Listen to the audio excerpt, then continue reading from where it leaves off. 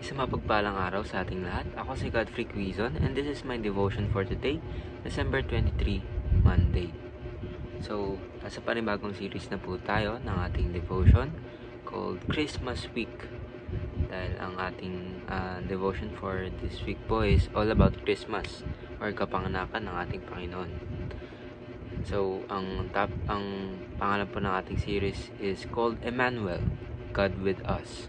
So, ibig sabihin po ng Emmanuel daw ay God with us. And ang topic po natin for today is the coming Prince. And ang ating scripture po for today is Isaiah chapter 9, verse 6 to 7. Babasahin ko po. For to us a child is born, to us a son is given, and the government will be on his shoulders, and he will be called Wonderful Counselor, Mighty God, Everlasting Father, Prince of Peace. Of the greatness of his government and peace there will be no end.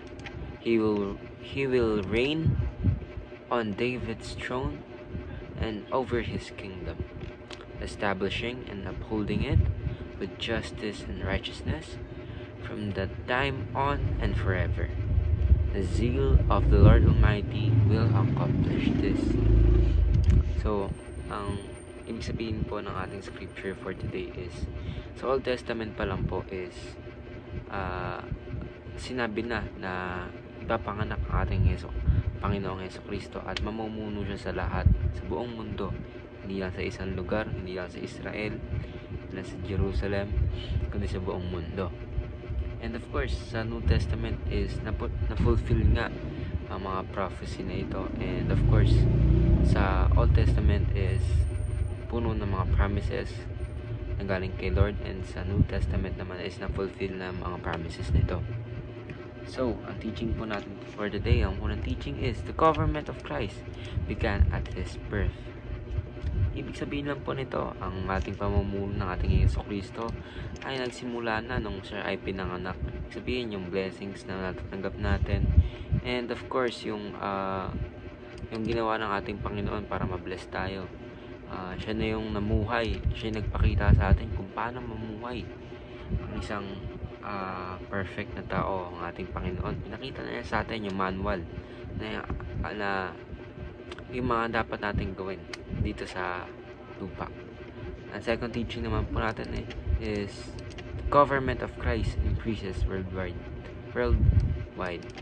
So sa panahon po natin ngayon, madalas po natin na iisip na yung mundo is palala na ng palala kasi sobrang dami na po taong gumagawa ng masama. Mas maraming cases ng murder, kung ano-ano pa man, mas marami tayong nakikita na ganun. And of course, yung corruption sa government. Iisip na natin na yung mundo palala na ng palala, wala nang nangyayari sa mundo nito.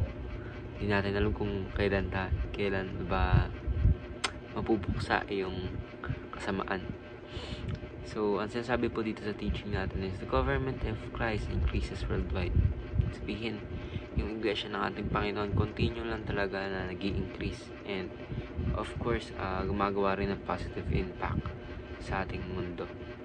And huwag natin isipin na palala yung ating mundo. Huwag natin isipin yan. Isipin natin ay mas maging tulay pa tayo upang mas lumawak pa yung iglesia ng ating Panginoon. And of course, mas marami pa tayong mabless, mas marami pa tayong malapit na mga tao sa ating Panginoon. And third teaching is the government of Christ governs the nations.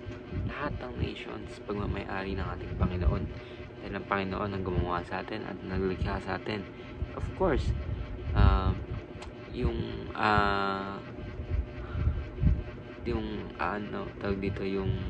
pamumuno ng ating Panginoon yung magiging tulay para magkaroon tayo ng magandang buhay. And of course, yung blessings ng ating Panginoon ay mas maparami pa, and mas marami pa tayong matulungan para mas ma-deepen pa yung understanding and yung relationship nila sa ating Panginoon. So, punta naman po tayo sa application for today. First application is put your hope in Christ's expanding influence. Ibig sabihin, ibigyan natin buong tiwala natin sa ating Panginoon na babaguhin niya lahat. Didikris niya yung kasamaan, gagabayan niya tayo palagi. And second application for today is embrace a positive perspective on the future. Sabihin, huwag tayo maging negatibo. Kailangan paniwalaan lang natin ang ating Panginoong Kristo dahil of course siya yung magbabago ng lahat, and hindi tayo maniniwala sa ating kakayanan, kundi maniniwala tayo sa kakayanan ng ating Panginoon. So, pangatlong application or last application natin for today is pray for influence and make a difference. Ibig sabihin na mag-pray tayo na gabayan tayo ng ating Panginoon para magkaroon or sa atin manggaling din yung magiging pagbabago galing sa iba. Of course, may influence natin, maging good example tayo, maging good influence tayo sa iba para mas ma-inspire pa sila and mas marami tayong taong mailapit lalo sa ating Panginoon. So, that's all for today.